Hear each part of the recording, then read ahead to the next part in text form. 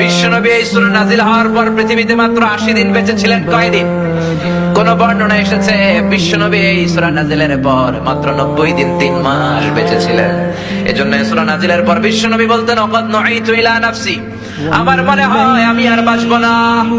এই সূরার অর্থ থেকে মনে হয় এই পৃথিবীতে আমি আর বেশি দিন নাই, কারণ আল্লাহ বলেছেন ও নবী যখন সাহায্য আসবে আর বিজয় আসবে আর আপনি দেখবেন লোকজন ঢলে ঢলে দলে দলে কালিমা পড়ে মুসলমান হয়ে যায়। পৃথিবীর সবাই যদি কালিমা পড়ে মুসলমান হয়ে যায় তার মানে বিশ্বনবীর দাওয়াতি মিশন কমপ্লিট, ঠিক কি না? বিশ্বনবীর যেই পয়গাম, যে মিশন দিয়ে আর যে ভিশন দিয়ে আল্লাহ পাঠিয়েছে ওই ভিশন কমপ্লিট। বিশ্বনবীর আর পৃথিবীতে থাকার দরকার নাই, চিল্লায় এখন ঠিক কি না? এই কথা শুনে বিশ্বনবীর কন্যা কলিজার টুকরা নয়নের পুতুলি সাইয়্যিদাতুনা ফাতিমা রাদিয়াল্লাহু তাআলা আনহা ফাবাকা, কাঁদতে শুরু করলেন। বিশ্বনবী বললেন ইসবিরি ইয়া ফাতিমা, ধৈর্য